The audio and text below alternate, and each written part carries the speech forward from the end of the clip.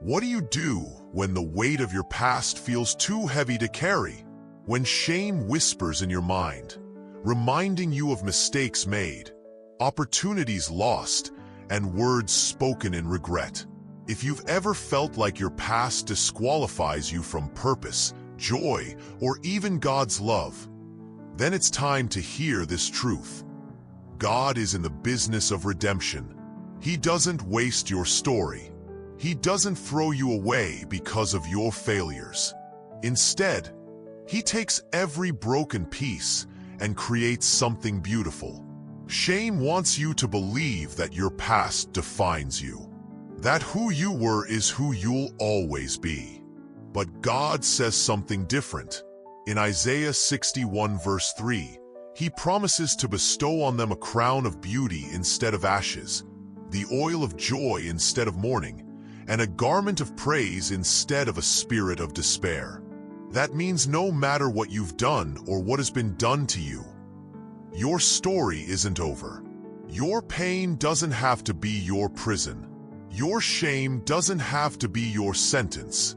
Because the same God who restored David, redeemed Rahab, and transformed Paul is ready to rewrite your story today. Let's talk about David. After years of walking closely with God, after being called a man after His own heart, he made choices that led to deep sorrow. He sinned, not just once, but in ways that shattered relationships, disrupted peace, and damaged his testimony. And when he finally came to the end of himself, he didn't run from God. He ran to Him.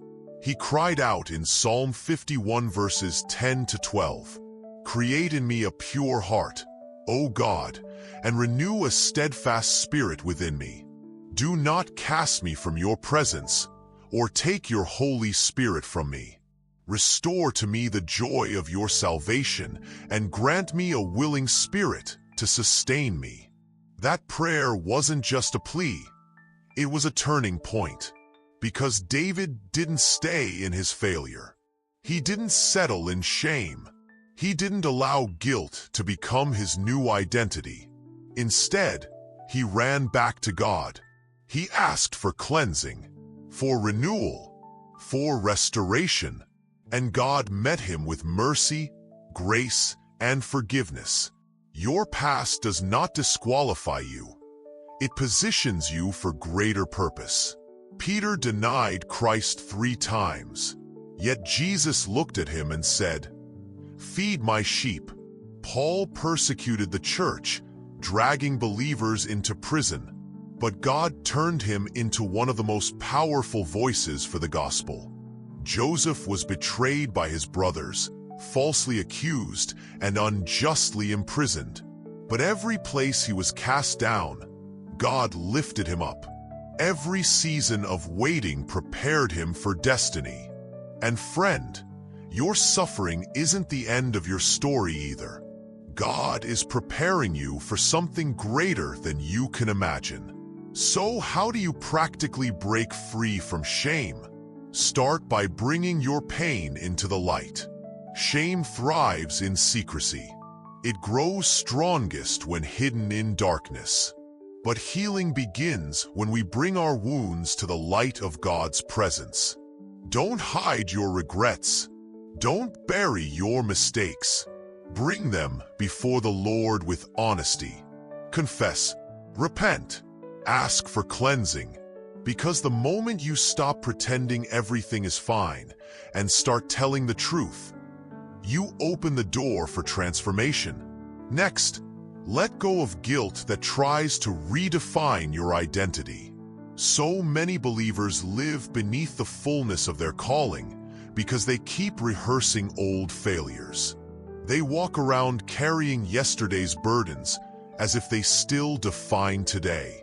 But God doesn't want you living under condemnation. He wants you walking in freedom. Romans 8 verse 1 says, "Therefore, there is now no condemnation for those who are in Christ Jesus." You are not defined by your past. You are defined by His mercy, by His grace, by His unconditional love. And nothing you've done, no mistake, no failure, no sin, has ever changed that. Another key to breaking free from shame is understanding the depth of God's forgiveness. David wrote in Psalm 103 verse 12, "As far as the east is from the west, so far has he removed our transgressions from us."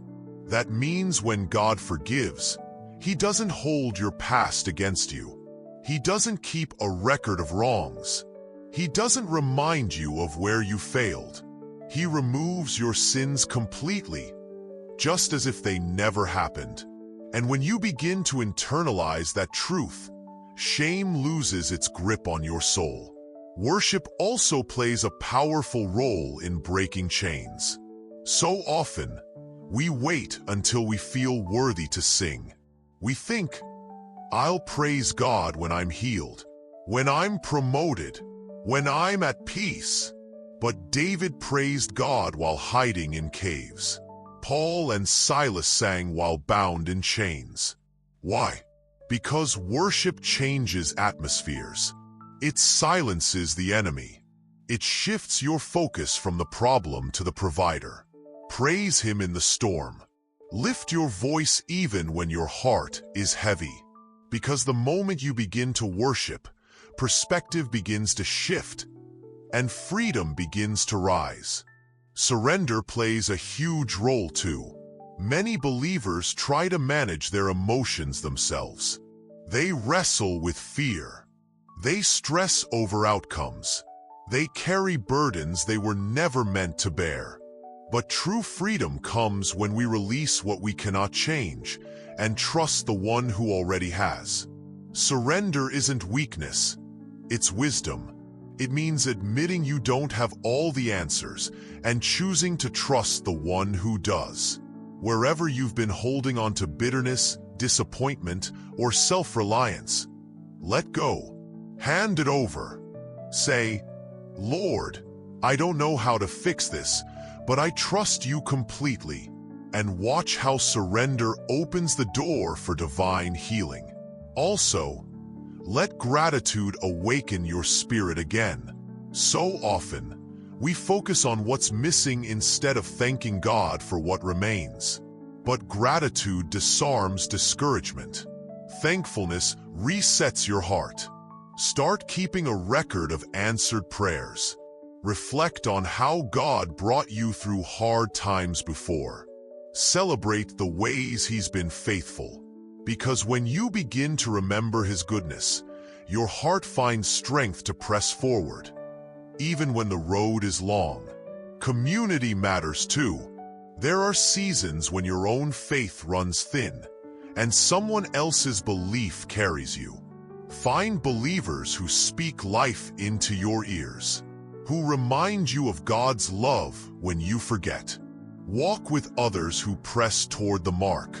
Serve alongside warriors who chase after God, because faith is contagious. And sometimes, all you need is someone else's belief to carry you through until yours returns. And finally, stop allowing your feelings to dictate your theology. Feelings lie. Promises don't. Emotions shift. Truth stands firm. So when discouragement rises, remind yourself of His mercy. When doubt creeps in, recall His answered prayers. When fear tries to settle in, remember His faithfulness. Write down what God has done for you. Keep a record of answered prayers. Reflect on how He carried you through hard times before. Because when your memory remembers His miracles, your heart finds strength to believe again. So if you're walking through shame today, hear this. You are not forgotten. You are not disqualified. You are not beyond repair. Because the same God who raised Lazarus from the dead sees you right now. The same God who restored Job's losses more than doubled still fights for you. The same God who turned Saul into Paul is working behind the scenes in your situation. And He is ready to restore your joy, renew your purpose, and rewrite your story. Let's take a moment to pray together now. Father, thank you for reminding me that my shame does not define me. Thank you for showing me that my past does not disqualify me, but positions me for greater purpose. Today, I surrender every area of my heart back to you. I lay down my regrets. I hand over my pain, and I ask that you would renew my spirit with truth and fill me with boldness to stand firm in Christ. Holy Spirit, teach me to guard my mind against deception. Help me replace shame with truth. Renew my heart with boldness. Fill me with courage to press forward in faith, even when I don't feel strong. Give me ears to hear your voice amidst the noise of the world. Remind me daily that I am loved, that I am chosen, that I am empowered by your presence. Lord, I renounce every spirit of condemnation. I cancel every assignment of disgrace. I reject every lie that tells me I'm too far gone, too broken, or too unworthy to be used. I declare that I am chosen. I am redeemed. I am dearly loved. I am more than a conqueror through Christ. Fill me with confidence. Fill me with clarity. Fill me with the knowledge of your word.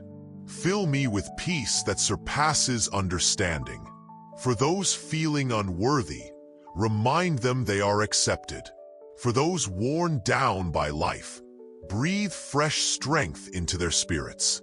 For those trapped in cycles of shame, break every chain. For those ready to give up, reignite their fire. In Jesus' name, I receive your mercy. I accept your grace. I commit to walking in faith. I choose to trust you completely, even when I don't understand. Thank you for fighting for me. Thank you for guiding me. Thank you for holding me close. And thank you for the power you've given me to stop being ruled by fear and start being led by faith. Amen. If this message stirred something in your spirit today, please share it with someone who needs to hear it. There's someone in your circle who may be walking in shame, needing the reminder that God's redemption is available to them too. And if you haven't already, make sure to subscribe so we can continue growing together in faith.